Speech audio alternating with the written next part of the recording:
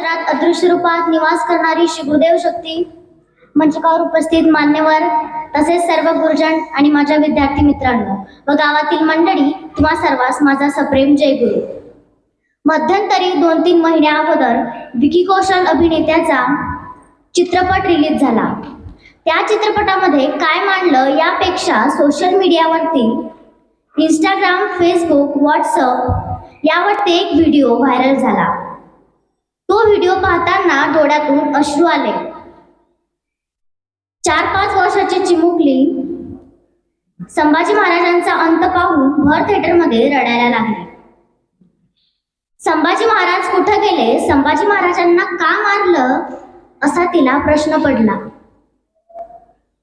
तिचे मायबाप तिला सांगू लागले असाच क्रूर अंत संभाजी महाराजांसोबत केला आहे।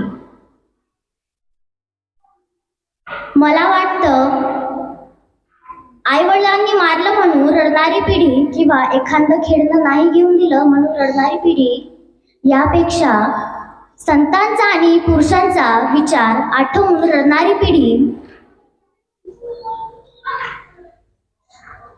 आज समाजामध्ये असणं अत्यंत गरजेचं आहे। म्हणून अशा सुसंस्कार शिबिराची गरज आहे एवढे बोलून मी माझे 2 शब्द संपवले।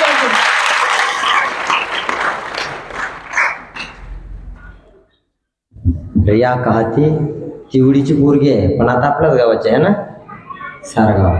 सुंदर भाषण दिलं तिनं। बेटा तुला भाषण लिहून दिलं होतं का मी? नाही ना? हां, म्हणून आता 3रं वर्ष आहे गावातला। आता याच्यानंतर मी म्हणणारही नाही पोरं शिबिरात पाठवा, कारण परिस्थिती अशी आहे, हे शिबिर आहे 5वी पासच्या पुढच्या पोरांसाठी। पण परिस्थिती काय झाली, पोरं चौकी आणि छक्क्यांचा हिशोब ठेवायला लागले 5वी पासूनच्या पुढचे।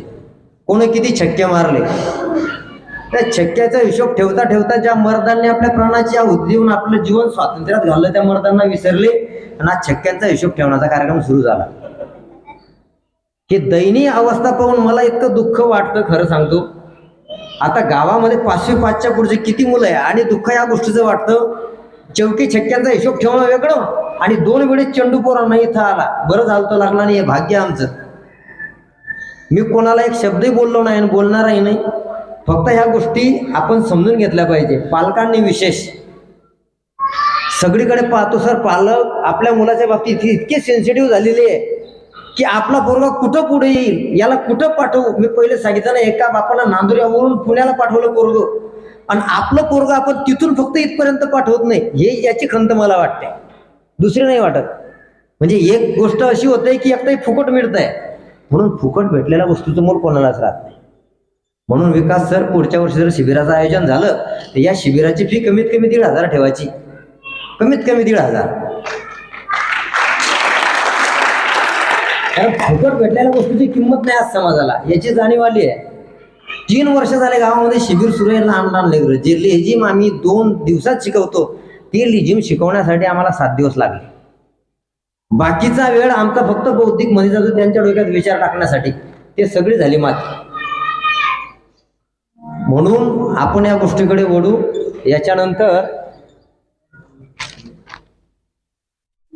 रियाजनं अतिशय सुंदर भाषण दिलेलं आहे। याच्यानंतर सामूहिक भजन आहे, भजन घ्यायचं आपल्याला। चल उठ भारता ही वेळ नसे निजण्याची। आमचा सगळा कार्यक्रम झोपेत चाललाय म्हणून हा वेळ आपल्यावर आलाय। या